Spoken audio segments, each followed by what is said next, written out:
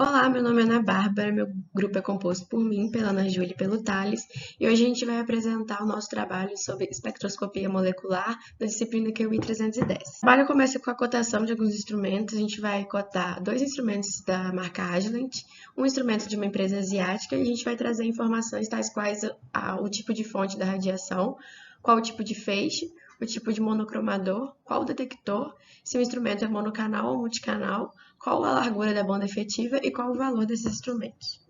Para começar, então, a marca que a gente vai fazer a cotação é a Agilent Technologies. Ela foi criada quando foi desmembrada da Hewlett-Packard Company em 1999. A sua sede fica em Santa Clara, nos Estados Unidos, e a empresa promete oferecer soluções científicas completas com instrumentação de alta tecnologia. Bom, o primeiro instrumento que vamos falar é do espectrofotômetro Carry 60 UV-Vis. As informações que conseguimos no site da marca foi que o instrumento conta com uma lâmpada de xenônio que faz varreduras no espectro ultravioleta visível e o início do infravermelho próximo. Esse instrumento possui um feixe duplo e ele é monocanal, pois o compartilhamento de amostras vem depois do monocromador. A largura de banda efetiva é de 1,5 nanômetros, e o que configura o instrumento com uma boa resolução. As informações sobre o monocromador, o detector e o valor do instrumento não foram possíveis trazer no trabalho, pois os revendedores da marca no Brasil, como a Exis e a Carvalhais, não vendem o instrumento em si e somente seus consumíveis.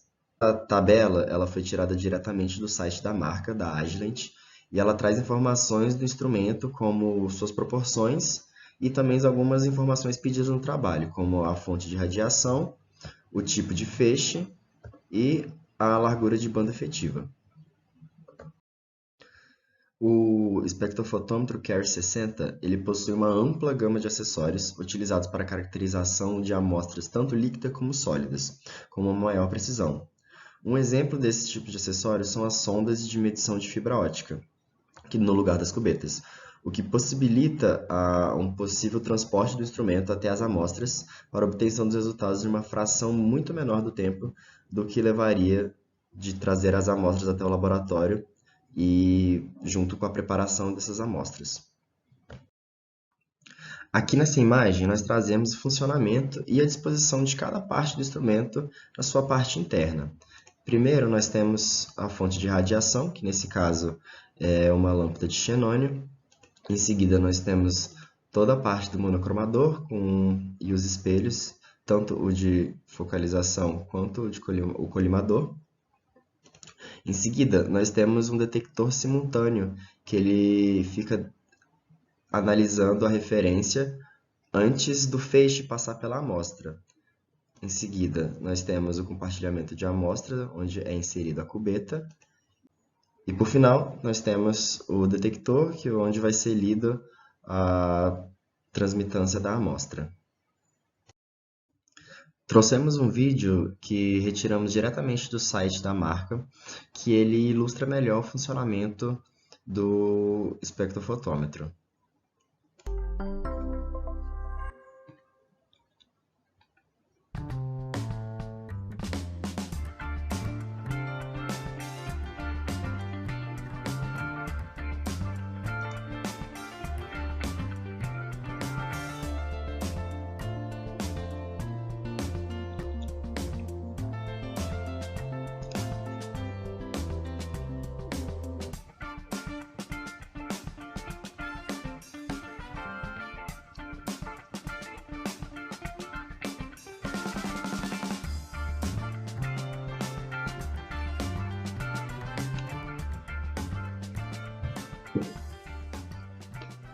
O segundo instrumento da Agilent que foi feito a cotação foi o espectrofotômetro Carry 3500 UV-Vis. Esse instrumento tem um diferencial de medir as amostras em 4 temperaturas simultaneamente, chegando até 110 graus Celsius, com 8 posições de cubeta para um único experimento, o que possibilita diminuir o tempo das análises. Ele possui também precisão analítica para medições de pequeno volume com feixe colimado uniforme com menos de 1,5 mm de largura. Além disso, tem a vantagem de ser um espectrofotômetro de feixe duplo mais rápido que uma matriz de diodos, possuindo uma lâmpada de flash de xenônio, atingindo uma coleta de dados por 250 pontos por segundo. As informações obtidas no site acerca do instrumento: ele possui lâmpada de xenônio, feixe duplo, ele é um instrumento monocanal com largura de banda efetiva de 0,1 a 5 nanômetros. Informações acerca do monocromador do detector e do valor do instrumento não foram possíveis de ser obtidas no site, como no instrumento citado anteriormente. Essa é a tabela retirada do site com as informações citadas anteriormente: a lâmpada de xenônio, o feixe duplo e a largura da banda efetiva. E aqui temos um vídeo que mostra detalhadamente o instrumento. Meet Vanessa and Mike. They want to study a reaction at multiple temperatures, at multiple wavelengths. Normally, they'd have to do at least 4 experiments to get all this data. That means a lot of laboratory time. This is the Cary 3500, a new UV-Vis spectrophotometer from Agilent. It features a waterless Peltier-controlled multi-cell holder that allows you to do measurements at 4 different temperatures at the same time. It's 4 experiments in one. Instead of selecting single wavelengths, you can scan a whole wavelength range in under a second. This means you'll never miss important data. Mike and Vanessa can now do their experiments far quicker, with complete confidence in their results. The Agilent Cary 3500 UV-Vis spectrophotometer. Multiple cells, multiple temperatures, simultaneously. Então, com a cotação da empresa asiática, a gente escolheu a marca Yoke Instruments e a gente conseguiu encontrar esse instrumento no site Made in China. A Yoke ela foi fundada em 2007, a sua sede fica em Xangai, na China, e ela é uma fabricante especializada na produção de instrumentos analíticos como os espectrofotômetros. O instrumento que a gente vai fazer então a cotação dessa marca é o Yoke Shannon Lamp UV-Vis X8001. E as informações que a gente tem a respeito dele é que sua lâmpada é de xenônio, é um instrumento de feixe duplo com monocromador do tipo grade de difração móvel e um detector de fotodiodo de silício importado. É um instrumento monocanal com largura de banda efetiva de 1 nanômetro e seu valor pode variar de 22.850 54,60 e 3.220,96, dependendo dos tipos de acessórios que você quiser adicionar. No site da Made in China, a gente consegue ter essas informações presentes nessa tabela sobre o seu sistema óptico, que é o feixe duplo, como já dito antes, a sua largura de banda efetiva de 1 nanômetro, a sua fonte é uma lâmpada de xenônio e o seu detector é um fotodiodo de silício. O site Made in China também traz as informações em tabela encontrada aqui no slide, sobre o monocromador, sobre o detector, sobre o tipo de feixe, sobre a origem, que é da China, sobre o tipo de dispersão, que é a grade, o tipo de lâmpada, que é a lâmpada de xenônio, a largura da banda efetiva e a marca Yoke Instruments.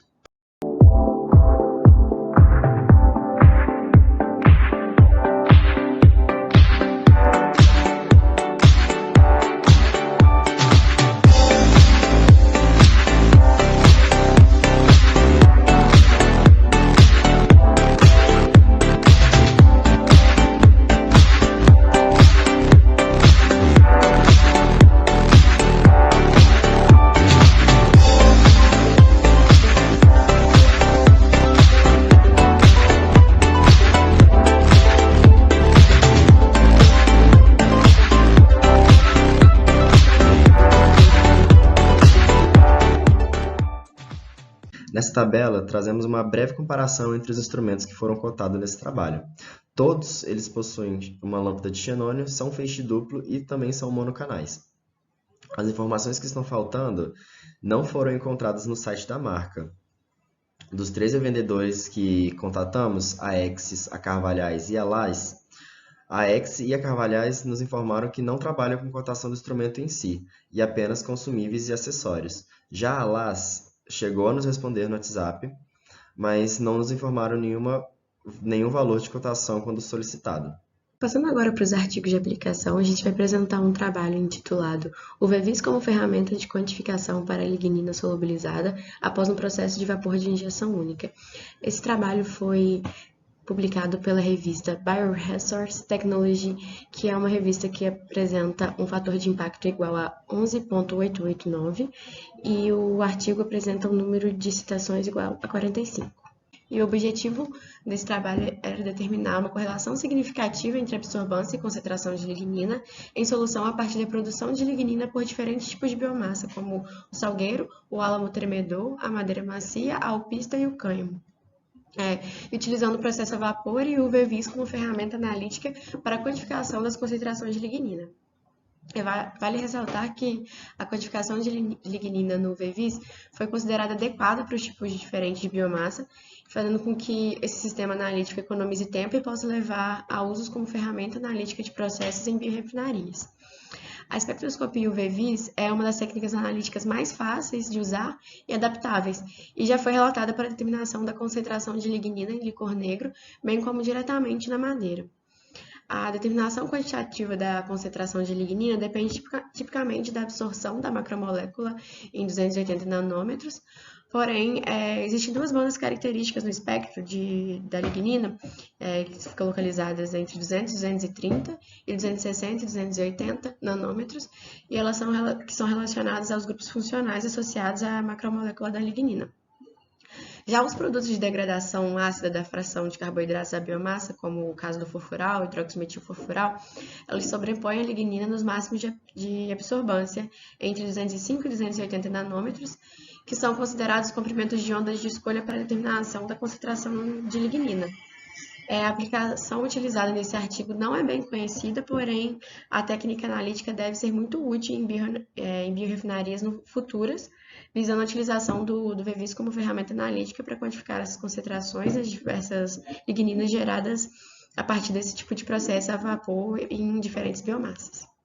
Passando então para os métodos desse artigo, primeiro a produção dos padrões de lignina, no caso as diferentes ligninas de salgueiro, de madeira macia, de álamo tremedor, cânhamo e alpista, foram todas produzidas a partir do processo de explosão a vapor, e o caldo de lignina que foi obtido foi precipitado em uma mistura ácida, adicionando ácido sulfúrico concentrado até um pH próximo a zero, e a lignina foi deixada durante a noite para poder precipitar, então foi filtrada e liofilizada. E na produção de hemicelulose, porque a hemicelulose foi usada como padrão e também foi produzida a partir do processo a vapor.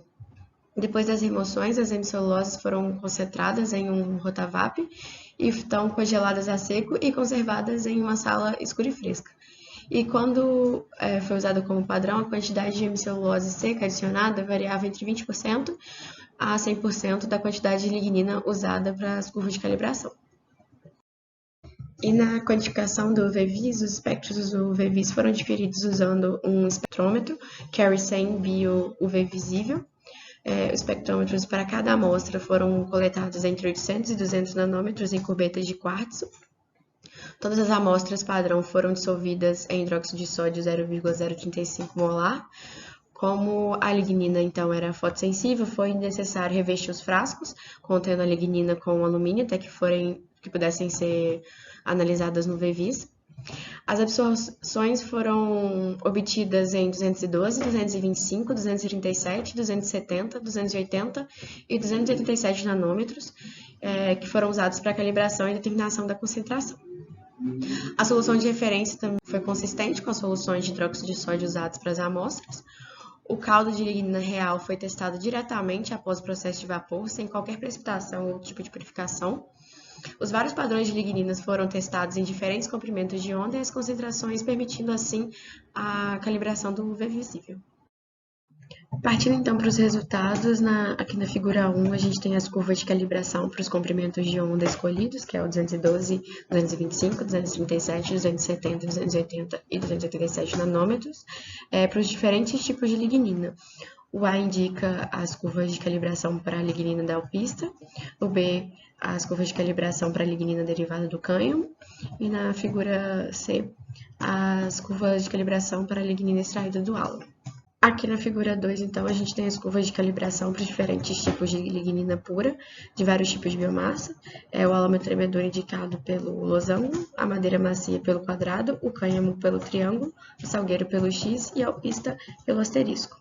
Eles foram sobrepostos nos comprimentos de onda específicos de 225, 237, 270 e 280 nanômetros.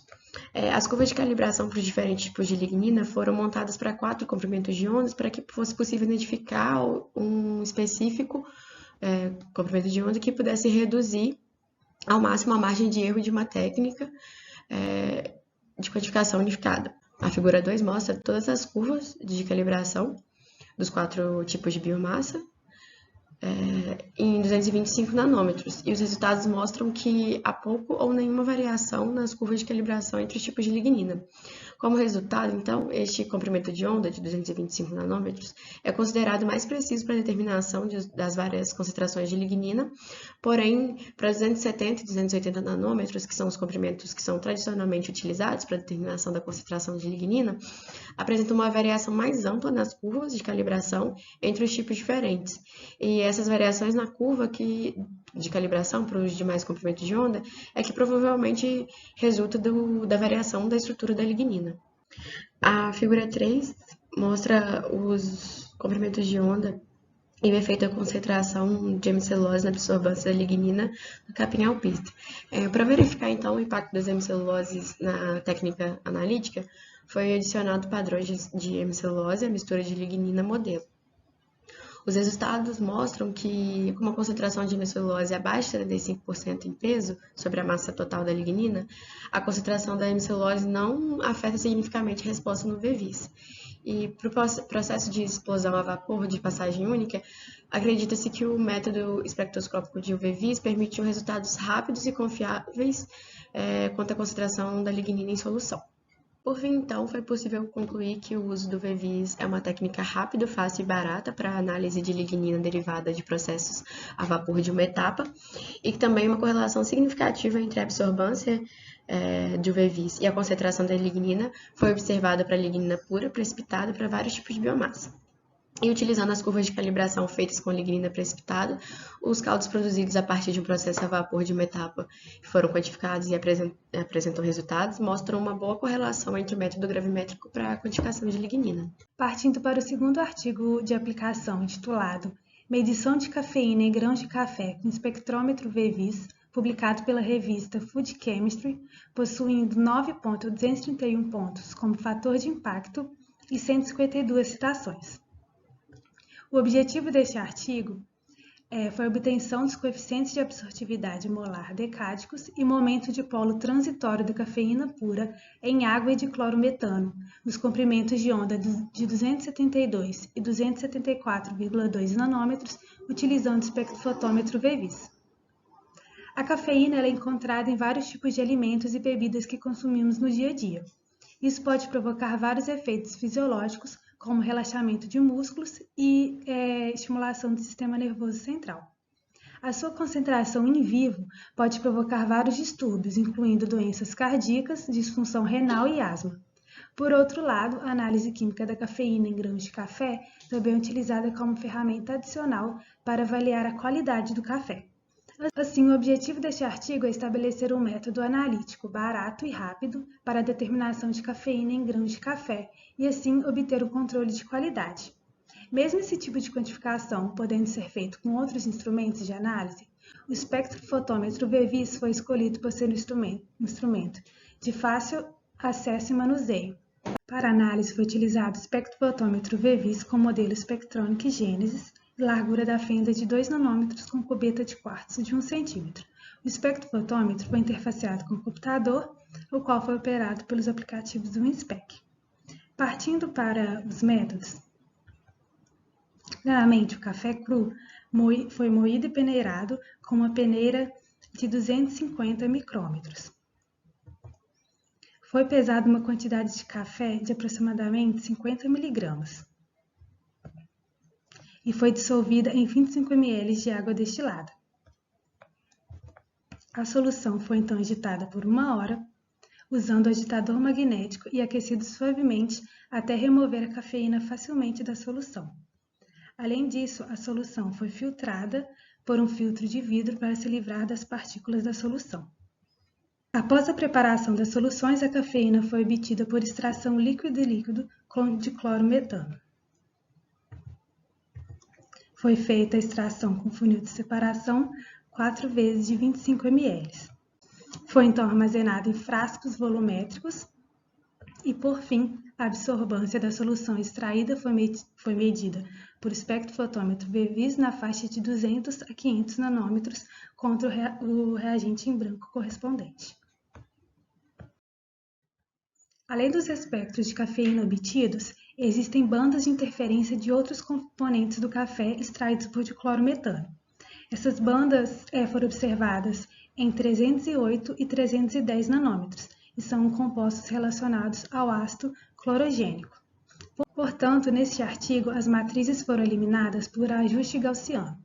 Assim, o pico de absorvância para o cálculo da concentração de cafeína foi obtido subtraindo o ajuste gaussiano do total da cafeína do espectro. Como resultado desse trabalho, o espectro de absorção UV-Vis da cafeína em água é encontrado na região de 243 e 302 nanômetros a uma temperatura ambiente. A intensidade espectral da cafeína cai para zero em comprimentos de onda maior que 302 nanômetros, mas, por outro lado, um novo pico de absorvância é notado em um comprimento de onda abaixo de 243 nanômetros, como é mostrado na figura A. Esse novo espectro espera-se que seja o pico de absorvância devido ao solvente. O pico de absorvância da solução é igual a 1,224 no comprimento de onda máximo de 272 nanômetros. Já o coeficiente de absorção molar decádico, que mede a intensidade de absorção óptica em um determinado comprimento de onda, foi calculado usando a equação de Lambert-Beer. O valor encontrado para esse coeficiente de absorção molar foi de um epsilon máximo de 1.115 metros quadrados por mol. Nas demais figuras apresentadas, a figura B ela mostra o espectro normalizado da cafeína e o espectro depois de ser ajustado pelo ajuste gaussiano. Já na figura C, mostra os espectros sobrepostos da cafeína para diferentes rodadas de extração. Para o cálculo do momento de polo transitório, foi usada a seguinte integral indicada aqui no slide. A área integrada sobre a curva 105,92 metros por mol foi obtida integrando de uma frequência de 33.000 centímetros a menos 1 a uma segunda frequência de 41.000 centímetros a menos 1. Portanto, o momento de polo de transição da cafeína em água foi calculado um valor de 10,4 vezes 10 a menos 3 coulomb por metro. Nessa tabela ao lado, temos os valores de concentração em porcentagem massa-massa de cafeína para cada medida das amostras de diferentes áreas. Aqui nós trazemos as referências que foram utilizadas para a confecção desse trabalho. E muito obrigado!